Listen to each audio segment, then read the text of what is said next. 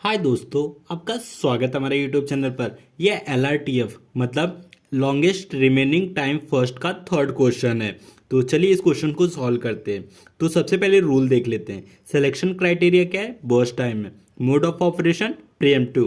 Pre-emptive का मतलब किसी प्रोसेस को सीपीयू से फोर्सफुली डी एलोकेट जब करते हैं तो उसे प्रीएम्प्टिव बोलते हैं। तो कॉन्फ्लिक्ट रेजोल्यूशन क्या है? लोअर प्रोसेस आईडी है। नोट मैंने नोट लिखा है। नोट में मैंने क्या लिखा है कि किसी प्रोसेस जब प्रोसेस सीपीयू पर रन कर रहा है तो उसे कैसे हम लोग डी एलोकेट करेंगे, मतलब उसको प्रीएम्प्ट कैसे करेंगे वो मैंने लिखा है। Preemption of running process is based on availability of strictly greater और इक्वल टू द प्रोसेस। मतलब जब कोई प्रोसेस सीपीयू पर रन कर रहा है तब उसको तब प्रीएम्प्ट करेंगे जब कोई उसके बराबर या फिर उससे बड़ा प्रोसेस आएगा, तभी जाके उस प्रोसेस को प्रीएम्प्ट करेंगे। ठीक है, ये चीज आपको जब हम लोग क्वेश्चन को सॉल्व करेंगे तब जाके अच्छे से समझ में आएगा। ठीक है, तो ये हमारा क्वेश्चन है। प्रोसेस आईडी, अराइवल टाइम और बर्स्ट टाइम दिया हुआ है। Completion time, turn around time, waiting time find out करना है। ठीक है, तो calculate average turn around time, average waiting time, schedule length, percentage CPU idleness, if scheduling overhead. Scheduling overhead का मतलब क्या होता है? अगर किसी प्रोसेस को रेडी क्यू से रनिंग क्यू में लेकर आते हैं तो जो टाइम लगता है उसे हम लोग शेड्यूलिंग ओवरहेड कहते हैं, जिसकी वैल्यू 1 है। चलिए इस क्वेश्चन को गैंट चार्ट की सहायता से सॉल्व करते हैं। ठीक है, तो सबसे पहले अपना रेडी क्यू बना लेते हैं।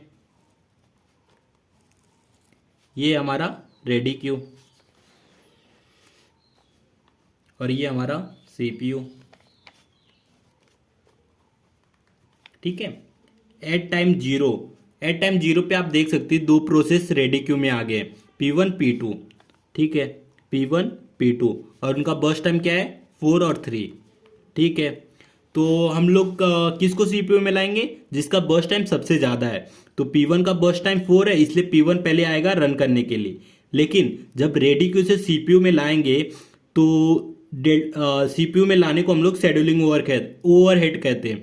तो शेड्यूलिंग ओवरहेड की वैल्यू 1 दिया है, तो मतलब डेल्टा पहले रन करेगा 1 यूनिट, फिर जाके P1 रन करेगा। ठीक है, P1 को 1 यूनिट रन करेंगे तो इसका बर्स्ट टाइम 3 हो जाएगा। ठीक है, तो आप देख सकते हैं 1 यूनिट रन करने के बाद दोनों का बर्स्ट टाइम सेम है। तो जब दोनों का बर्स्ट टाइम सेम हो जाएगा तो जो जिसका लोअर प्रोसेस आईडी रहेगा उसको हम लोग रन कराएंगे। ठीक है, तो आप देख सकते हैं दोनों में लोअर प्रोसेस आईडी P1 का ही है, तो मतलब P1 रन करते रहेगा। तो कब तक रन करेगा? जब तक कोई न्यू प्रोसेस नहीं आ जाता। तो फिर P1 को रन कराएंगे 1 यूनिट, तो 1 यूनिट और रन करेगा तो इसका बर्स्ट टाइम 2 हो जाएगा। तो जैसे 2 हो गया तो प्रोसेस 3 भी रेडी क्यू में आ गया है। तो ठीक है, प्रोसेस 3 भी रेडी क्यू में आ गया, जिसका बर्स्ट टाइम कितना है? 2 है। तो आप देख सकते हैं रेडी क्यू में 3 प्रोसेस है, P1 P2 P3, और इनका बर्स्ट टाइम 2 3 2। तो जिसका सबसे ज़्यादा प्रोसेस बर्स्ट टाइम होता है वो प्रोसेस रन करता है सीपीयू पे। तो P1 प्रीएम्प्ट हो जाएगा इन फेवर ऑफ P2। तो मतलब P2 को हम लोग लाएंगे, तो जब P2 को रेडी क्यू से सीपीयू में लाएंगे तो उसको शेड्यूलिंग ओवरहेड कहते हैं। तो शेड्यूलिंग ओवरहेड का वैल्यू क्या है? 1 है।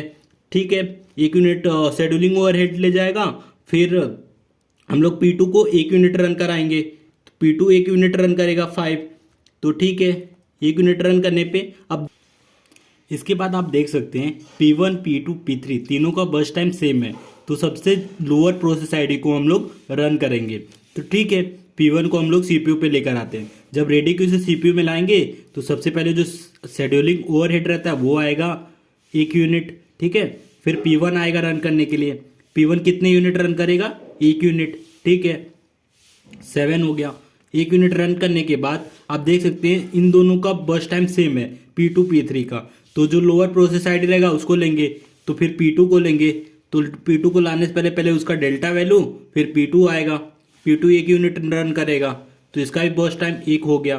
फिर P3 बचा, तो फिर P3 को हम लोग लाएंगे 1 यूनिट उसका डेल्टा टाइम, फिर P3 रन करेगा 1 यूनिट। ठीक है, फिर प्रीएम्प्ट हो जाएगा। तो अब तीनों का बर्स्ट टाइम सेम हो गया 1 1 1। तो लोअर प्रोसेस आईडी P1 है, फिर P2 है, P3, फिर एक एक करके तीनों को हम लोग रन करेंगे। फिर डेल्टा वैल्यू 12 P1 1 यूनिट ये रन करेगा, फिर 1 यूनिट P2 रन करेगा,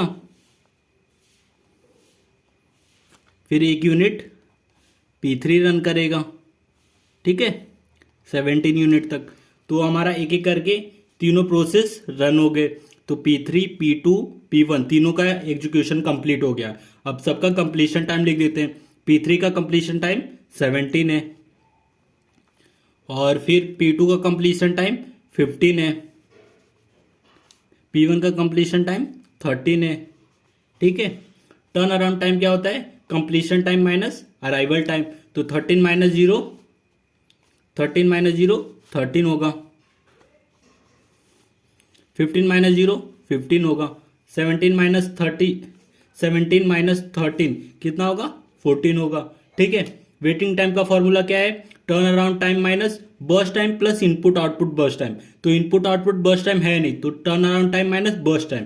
तो 13 माइनस 4, तो 13 माइनस 4 क्या होगा? 9 होगा। 15 माइनस 3 क्या होगा? 12 होगा। 14 माइनस 2 क्या होगा? 12 होगा। ठीक है, तो अब हम लोग को क्या कैलकुलेट करना है? Average turn around time, average waiting time. तो ठीक है, पहले ये कैलकुलेट कर लेते हैं, एवरेज टर्न अराउंड टाइम। तो एवरेज टर्न अराउंड टाइम का फॉर्मूला क्या होता है? इन दोनों को प्लस करने के बाद डिवाइड कर देंगे 3 से। तो 13 प्लस 15 प्लस 14 डिवाइड बाय 3, तो 42 डिवाइड बाय 3। ठीक है, अब हम लोग को क्या कैलकुलेट करना है? Average waiting time. ठीक है, एवरेज वेटिंग टाइम कितना है? 9 प्लस 12, 9 प्लस 12 प्लस 12, ठीक है, डिवाइड बाय 3। ठीक है, तो 33 डिवाइड बाय 3, तो 11। ठीक है, अब हमारा हो गया average turn around time, average waiting time हो गया। अब हमें क्या कैलकुलेट करना है? Scheduling length. तो शेड्यूलिंग लेंथ क्या होता है? ये भी लिख लेते हैं, शेड्यूलिंग लेंथ। शेड्यूलिंग लेंथ का फॉर्मूला क्या होता है? Maximum completion time minus minimum arrival time. ठीक है, तो मैक्सिमम कंप्लीशन टाइम क्या है? ये 17 है, 17 माइनस मिनिमम अराइवल टाइम 0 है। ठीक है, तो हमारा एल की वैल्यू क्या हो गया? 17 हो गया, मतलब शेड्यूलिंग लेंथ का वैल्यू 17 हो गया। ठीक है, अब हमें क्या फाइंड आउट करना है? Percentage CPU idleness, percentage CPU idleness. ठीक है, तो हम लोग ये फाइंड आउट कर लेते हैं, परसेंटेज सीपीयू आइडलनेस। इसका फॉर्मूला क्या होता है? CPU idleness divide by L. ठीक है, तो आप देख सकते हैं एक प्रोसेस के कंप्लीट होते ही दूसरा प्रोसेस आ जा रहा है, मतलब दूसरे का आते ही तीसरा आ जा रहा है। तो मतलब कहीं सीपीयू खाली नहीं बैठा है। तो जब खाली नहीं बैठा है तो इसका मतलब सीपीयू आइडलनेस कितना है? 0 है, और डिवाइड बाय 17, तो वैल्यू आ गया 0, मतलब परसेंटेज सीपीयू आइडलनेस 0 होगा। तो आप देख सकते हैं ये हमारा क्वेश्चन कंप्लीट हो गया। अगर वीडियो अच्छा लगा तो प्लीज़ वीडियो को लाइक और हमारे चैनल को सब्सक्राइब करें।